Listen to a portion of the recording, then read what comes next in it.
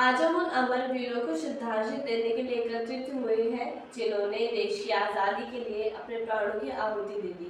अब मैं आमंत्रित करती हूँ शारदा मैम, रश्मि मैम और सभी छोटे छोटे बच्चों को कि वे आए और भगत सिंह, राजगुरु और सुखदेव की तस्वीर पर पुष्पांजलि अर्पित करें।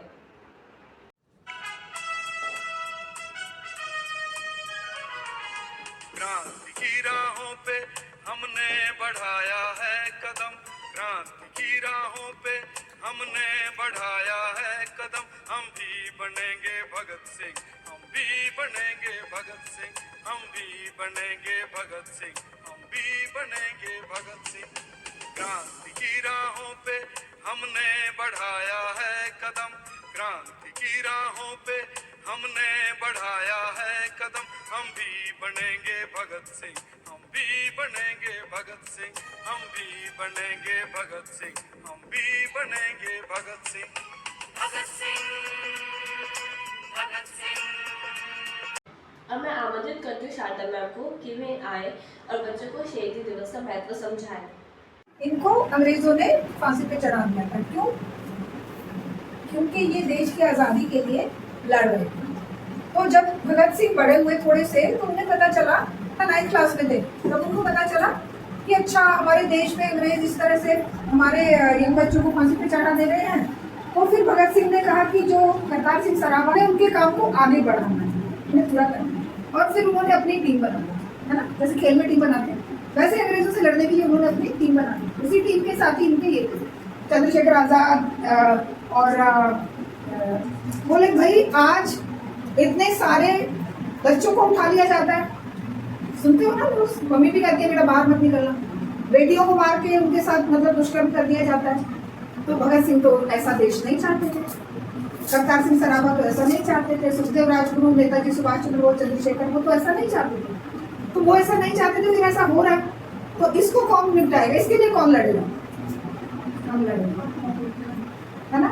तो हम कौन सा जो नारा वो देखेंगे, इनकलाब जिंदाबाद, इनकलाब जिंदाबाद। इनकलाब का मतलब है कि जो भी चल रहा है उसको बदलना है, उसमें चेंज होना चाहिए।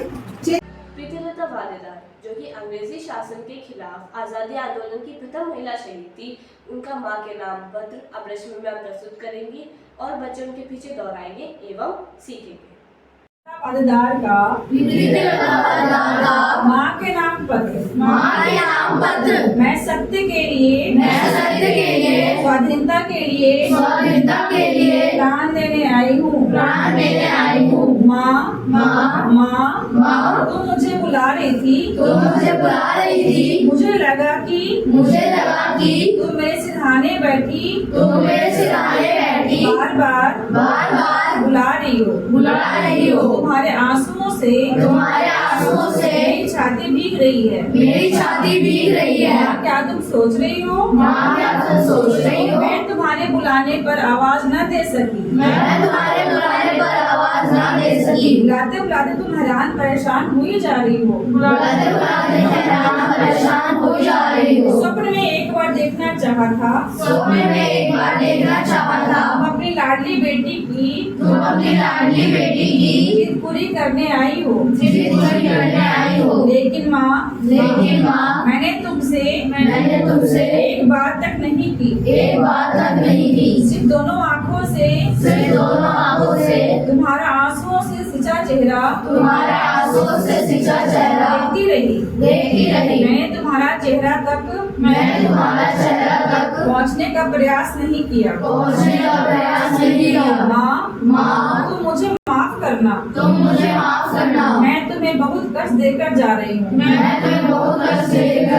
मैं तुम्हें दुख देने से हमेशा घबराई। मैंने कभी नहीं चाहा कि मुझसे तुम्हें दुख पहुँचे।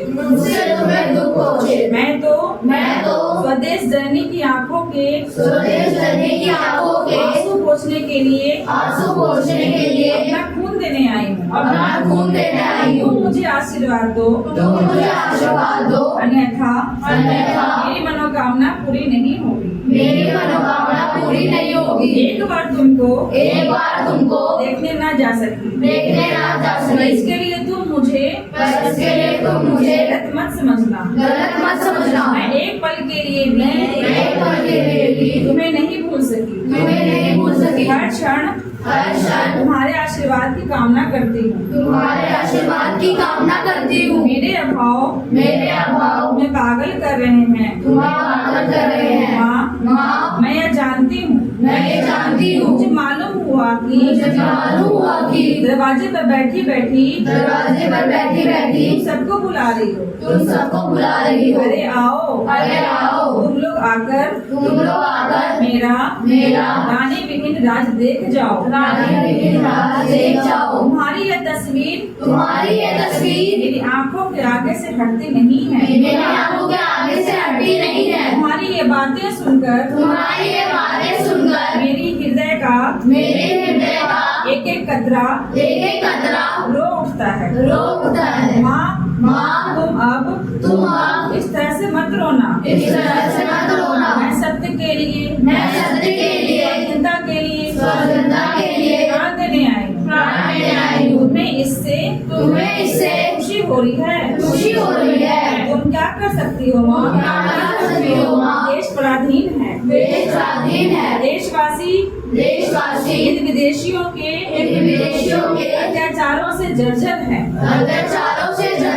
देश माता उनकी जंजीरों के भार से झुक गई है। लांछित और अपमानित हो रही है।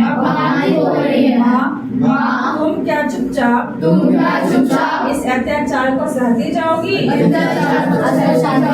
तुमसे क्या अपनी एक संतान इस मुक्ति के लिए सर्ग करते नहीं बनेगा। तुम क्या केवल रोती ही रहोगी। अब मत रोना माँ। जाने से पहले मैं तुम्हें सपने में देखना चाहती हूँ। मैं घुटने टेक कर तुमसे क्षमा चाहूँगी। मैं तुम्हारे मन को बहुत दुख पहुँचा कर आई हूँ माँ। इच्छा हो रही है दौड़ कर जाऊँ और माफी मांगाऊँ। तुमने प्यार से मुझे हृदय लगाना चाहा था। पर मैं हाथ छुड़ाकर चली आई थी। खाना परोस थाली लेकर शामत करती रही। पर मैं पीठ फेर कर चली आई। नहीं, अब सहन नहीं हो रहा। क्षमा मांगने के सिवा रास्ता नहीं है। तुम्हें 2 दिन तक बराबर बुलाया है। तुम्हारा कातक क्रंदन मुझे जरा भी हिला नहीं पाया। कितने आश्चर्य की बात है माँ। तुम्हारी रानी इतनी निष्ठुर हो गई।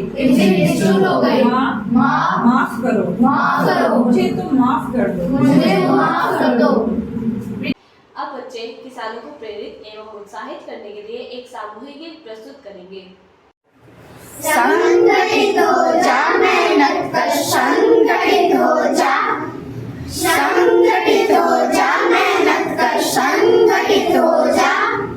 क्यों दीन समझता है अपने को नीच समझता है। क्यों दीन समझता है अपने को नीच समझता है। तू निर्माता है, तू एक शक्ति है। मेहनत कर, संगठित हो जा मेहनत कर, संगठित हो जा मेहनत कर, संगठित हो जा। बोलो प्रीति लता अमर रहे। प्रीति लता